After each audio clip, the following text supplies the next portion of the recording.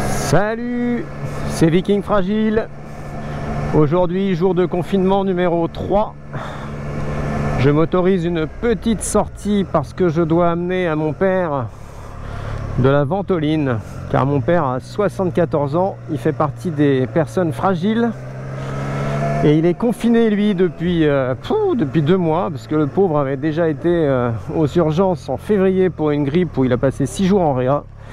Donc là je vais lui amener une petite ventoline. Donc c'est la première fois que je sors, enfin la deuxième. Une fois j'avais été faire des courses. Je sors pour la première fois à la moto.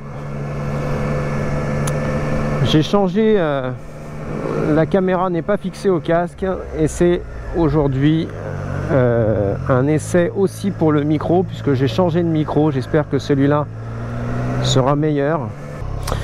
Donc je disais, nouveau micro, nouvel endroit pour la caméra. Je l'ai fixé sous le casque. Là je vais voir ce que ça donne un peu, ça change. Et puis surtout, donc je sors, c'est ce que je disais, je sors pour la deuxième fois là. Donc effectivement c'est assez étrange de voir à quel point c'est désert. Vous voyez, quelques voitures de temps en temps, mais pas grand chose. Je sais pas où ça va nous mener tout ça. En tout cas, il y a un truc qui est sûr, c'est que les maisons vont être nickel, parce que moi je sais pas pour vous, mais mon métier n'étant pas classé comme étant essentiel, je suis en chômage partiel. J'ai pas grand chose à faire, tout est arrêté de notre côté. Donc voilà, hier j'ai passé ma journée à m'occuper du jardin, à faire la terrasse, le karcher, tous les trucs qu'on n'a pas le temps de faire d'habitude. Je me mets à la place de ceux qui sont en appartement. Ça ne doit pas être facile d'être confiné comme ça. Surtout que là on n'est qu'au début, mais lorsque l'on va arriver au jour 10 voire 15, et si ce n'est pas plus, parce que quand on voit que l'Italie ils sont encore confinés alors que ça fait déjà 15 jours et qu'on voit le nombre de morts qu'il y a, franchement c'est chaud hein.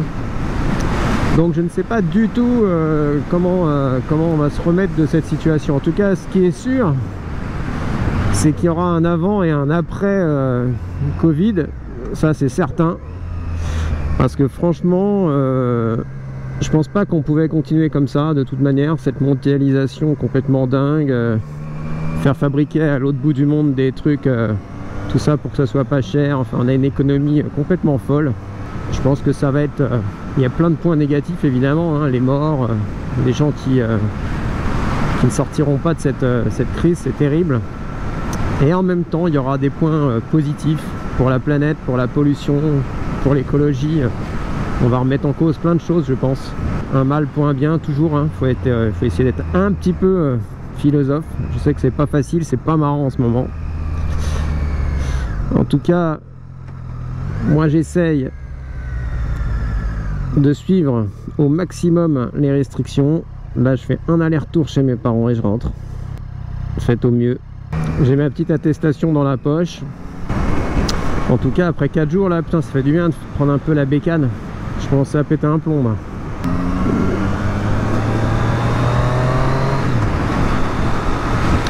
Ah mon Dieu, ça fait du bien de prendre la moto. Je revis. Je revis. En plus, il fait un temps de malade. Bon, en tout cas, on en profite pour faire des barbecues, pour être avec la famille, s'occuper des gosses. Mais vraiment une pensée pour ceux qui sont fermés en appartement en ville, ça doit vraiment pas être facile quoi.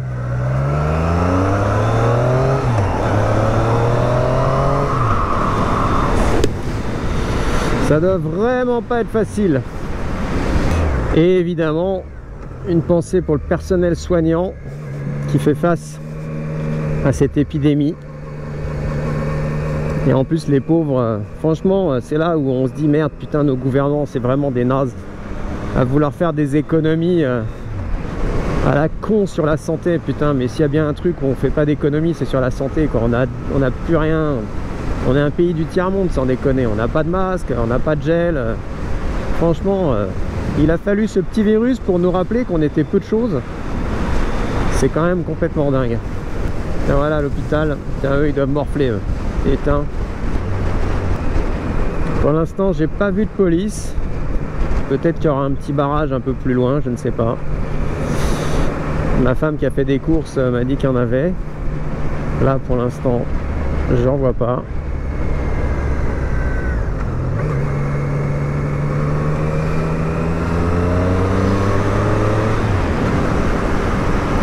De toute manière on verra bien, hein. J'ai ma petite atteste. J'ai la ventoline pour mon père qui lui est confiné depuis 2 mois. Putain, 2 mois sans sortir, je sais pas comment il fait, il doit péter un plomb. Mais bon, il fait partie de ces personnes à risque. Parce que, ben voilà, monsieur a fumé jusqu'à ses 60 ans. Il a arrêté évidemment bien trop tard. Et maintenant, il fait partie de ces personnes à risque qui respirent mal, qui ont des problèmes aux bronches, qui ont des bronchites chroniques. Donc lui, s'il se chope le coronavirus,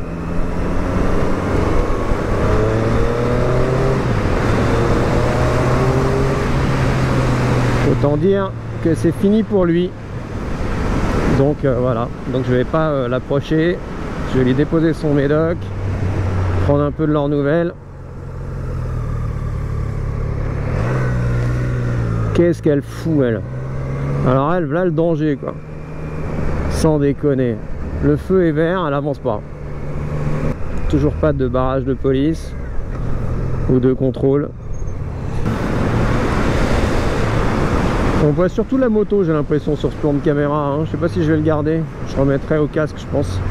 J'espère surtout que le micro marche bien, que ça pète pas comme ça pétait avant et que vous m'entendez bien. Là, je l'ai coincé dans la mousse du casque. Je sais pas du tout ce que ça donne. C'est mes petits essais. En tout cas, il fait beau. Les gens respectent, ont l'air de quand même respecter. Il n'y a pas grand monde dans la rue. Putain, par contre, c'est agréable la bécane par ce temps-là. Merde. Il fait super bon là, c'est une journée printanière. Il y a une petite moto devant moi là.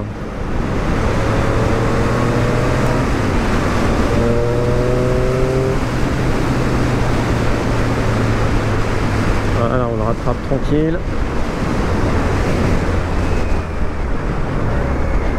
Petit custom. Sympa.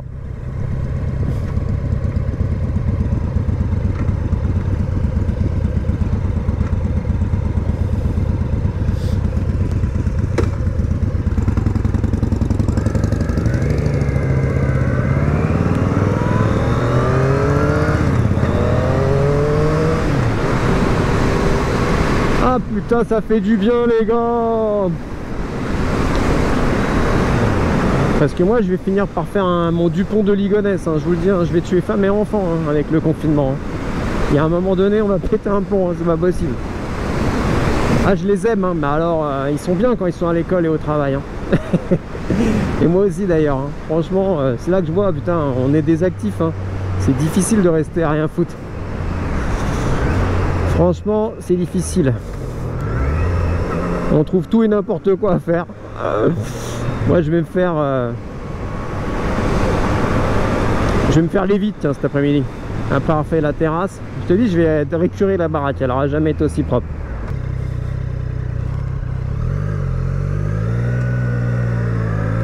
Putain, je marque l'arrêt au stop.